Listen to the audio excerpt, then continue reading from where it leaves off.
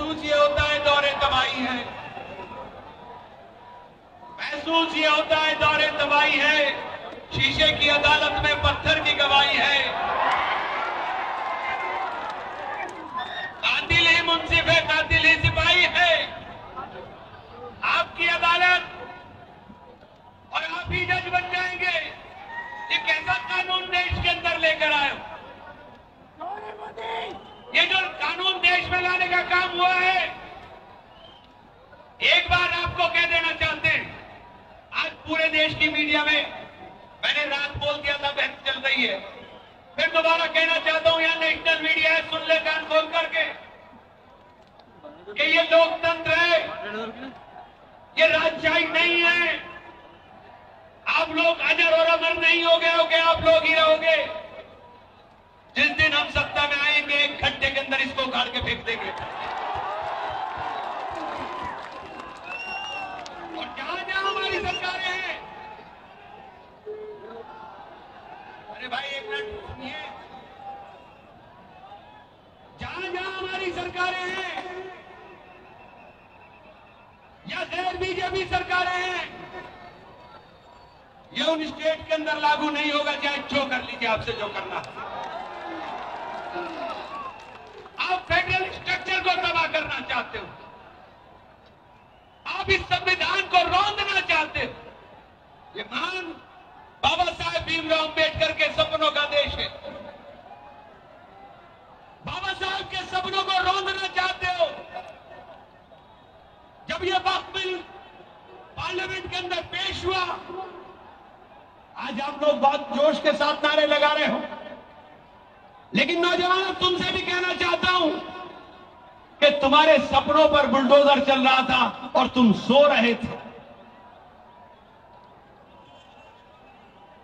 ये वक्त बिल और शोर मचा रहे हैं। मेरी एक बात का जवाब पार्लियामेंट में नहीं दे पाए।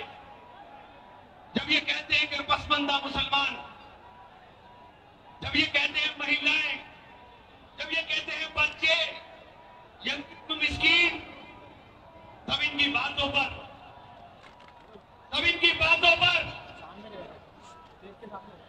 ये तो हो जाएगा भाई, रखिए। मिनिस्टर बनने से अकेले कुछ बहुत काम है, इसके अलावा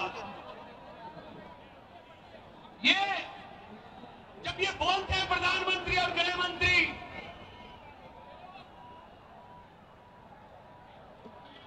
और ये कहते हैं कि यतीमों को, जब ये कहते हैं कि हम यतीमों को, मिस्कीनों को, विधवाओं को और पसमंदा मुसलमानों को अधिकार देंगे, तब मैंने इनसे सवाल किया था पार्लियामेंट में। जब आपने ये कहा, प्रधानमंत्री ने कहा मैं एक हाथ और एक लाख में कंप्यूटर देखना चाहता हूं, मदरसों को तोड़ करके, मदरसों पर ताला लगा करके, जहां जहां तुम्हारी सरकारें हैं से खुद छीनना चाहते हो, नाउज़ुबिल्लाह। और अलीगढ़ मुस्लिम यूनिवर्सिटी जहां से कलम मिल सकती है, जहां से कंप्यूटर मिल सकता है, उस कलम को और कंप्यूटर को छीनना चाहते हो, उस मुस्लिम यूनिवर्सिटी को बर्बाद कर करके। आप सब लोगों से एक इंतजा करना चाहता हूं, यहां तो आपकी सरकार है, शब्बीर साहब ने अभी ऐलान भी कर दिया है, भाई कुरैशी साहब से मैंने कल भी कहा था कि जल्द से जल्द यहां असेंबली के अंदर, महेश बाबू साहब से भी गुजारिश कर रहा हूं कि जल्द से जल्द असेंबली का इजलास बुला करके इस बिल के लिए आप प्रस्ताव पास करने का काम करें, जैसे कर्नाटका के अंदर हो गया।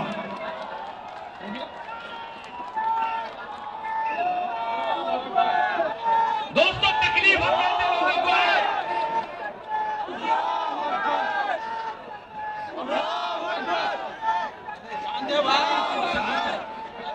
अरे आपके चिल्लाने से नहीं होगा, सुनो पहले ये हो क्या रहा है तमाशा आपके साथ, ये भी समझ लो। नौजवानों, तुमसे कहना चाहता हूं कि बेसरदारी फौज पिटा करती है। यहां तुम्हारे जो कायद मौजूद हैं, इन कायद को कमजोर करने का काम मत कर देना। एक नैरेटिव पूरे देश में बनाया जा रहा है कि वक्फ बोर्ड में हम क्यों जाने का काम करें, वक्फ बोर्ड हमको क्या देता है। मैं आपसे पूछना चाहता हूं, मस्जिद नहीं होगी तो नमाज कहां पढ़ो, कब्रिस्तान नहीं होगा तो दफनाए कहां जाओगे। ईदगाहों की और दरगाहों की बात तो बात की है, ये इन तमाम चीजों पर कब्जा करना चाहते हैं। इन्होंने पार्लियामेंट में झूठ बोला है। पार्लियामेंट में गृह मंत्री ने कहा कि हम ना दरगाह को हाथ लगाएंगे, ना मस्जिद को हाथ लगाएंगे, ना ईदगाह को हाथ लगाएंगे, और जो जैसी है प्रॉपर्टी हम वैसे ही रहने देंगे, हम वक्फ बाय यूजर को नहीं छेड़ेंगे। लेकिन जब कानून की किताब मैंने दिखाई, जो कानून भेजा, उसमें इन्होंने एक लाइन आगे बढ़ा दी कि सिवाय उनके जो आधी, अधूरी या पूरी, जिसके अंदर लिटिगेशन हो, मुकदमेबाजी हो, या वो संपत्ति सरकार की हो। हमारी प्रॉपर्टी को सरकारी बताओगे, और जब आप सरकारी बता दोगे, उसके बाद आपने कहा कि जब तक इस सरकारी संपत्ति की ये संपत्ति, चाहे वो ईदगाह हो, चाहे खानका हो, चाहे दरगाह हो, चाहे कब्रिस्तान हो, जब तक उसका मालिकाना हक सरकार के पास रहेगा, जब तक कोई डेजिग्नेटेड ऑफिसर इसको तय नहीं कर देगा। और वो डेजिग्नेटेड ऑफिसर तय कब करेगा, इसका कोई पक्का नहीं किया उन्होंने कि ये तय कब करेगा। यानी वो जब तक चाहे, जब तक उस प्रॉपर्टी को अपने कब्जे के अंदर रखें या खुर्द-बुर्द कर दें। बहुत आसानी के साथ सवाल कहा कि हम छेड़ेंगे नहीं, लेकिन उसी के साथ दूसरा सवाल डाल दिया कि दिल्ली के अंदर कांग्रेस की सरकार ने 123 प्रॉपर्टी को डिनोटिफाई कर दिया। अब कौन सी 123 प्रॉपर्टी? उसके अंदर मस्जिद है, उसमें ईदगाह है, उसमें कब्रिस्तान है, उसमें दरगाह है। ये चार ही चीजें 123 प्रॉपर्टी है। और जब हमने सवाल किया कि आपने तो ये कहा, तो फिर उसको बोल कर गए, कोई जवाब नहीं आया। पूरे देश में एक नैरेटिव फैला रहे हैं कि हम गरीब बच्चों की, पसमंदा मुसलमानों की मदद करेंगे। मैं तुमसे पूछना चाहता हूं, आप सल्लल्लाहु अलैहि वसल्लम के आखिरी खुतबे के बाद क्या तुम्हारे अंदर ये गुंजाइश है? बताओ, ये गुंजाइश है क्या तुम्हारे अंदर? ला इलाहा इल्लल्लाह मुहम्मदुर रसूलुल्लाह। हम लोग ईमान की रस्सी के साथ बंधे हुए लोग हैं।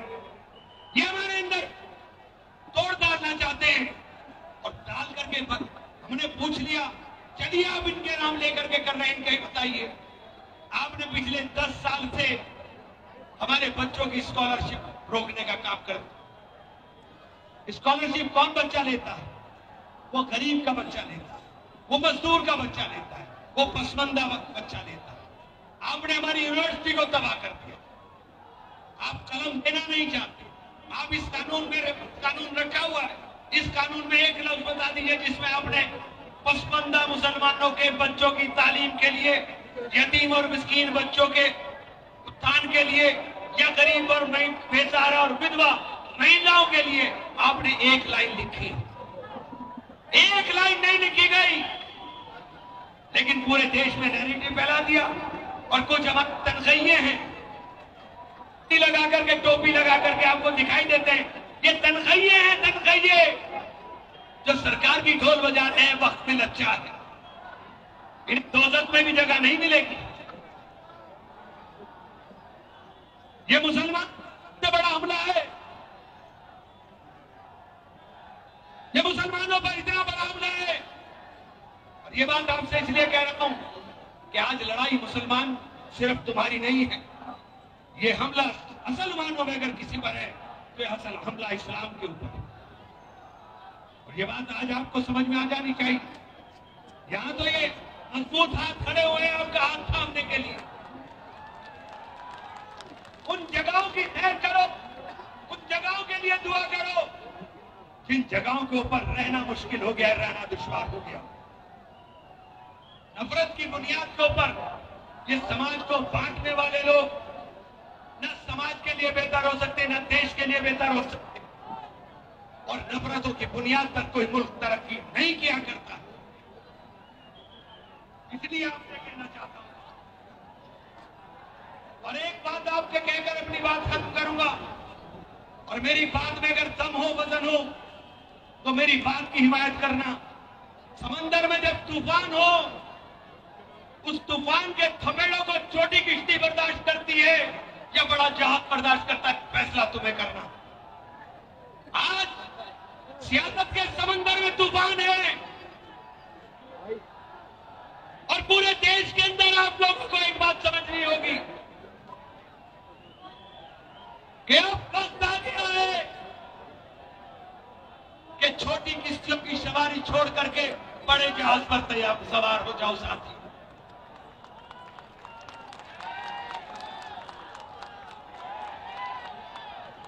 ये बात इसलिए कर रहा हूं कि कांग्रेस गारंटी है इस बात की कि आपके मजहबी मामलात में किसी की मदाखलत करने की हिम्मत नहीं होती। और कांग्रेस के राहुल गांधी के सिपाही की हैसियत से आपसे कहना चाहता हूं कि जिस दिन सरकार में आएंगे, 1 घंटे के अंदर इसको जो कानून बना करके लाए हो, हम इसको ठीक करने का काम कर रहे हैं।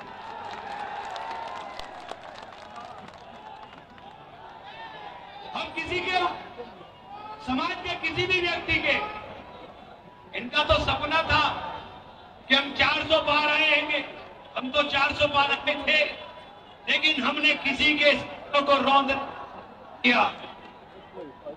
कांग्रेस ने किसी के सपनों को रौंदने का काम नहीं किया। हम इस संविधान की कसम खा करके आए कि देश के अंदर किसी भी जाति, किसी भी धर्म के अधिकारों को हम लोग अमल नहीं होने देंगे किसी कीमत पर, इंशाअल्लाह। और बाबा साहब के संविधान की कसम खा करके कहते हैं अपने आखिरी दम तक संघर्ष करके काम करेंगे। इसलिए आप सब लोगों का बेहद मशकूर हूं, शुक्रगुजार हूं, और इस बात के लिए पुरुम्मीद हूं इंशाअल्लाह कि अब वक्त बदल रहा है। कलम उठाने की सोच लीजिए, और जमहूरियत के अंदर ताकत वोट से होती है, वोट से। इसको बांटना बंद कर दीजिए। ये रेवड़ियों की तरह जब से बांटना शुरू करा है, जब से मुल्क के अंदर ये हालात है, इसलिए एक एक वोट अपना सोच समझकर इस्तेमाल करना चाहिए।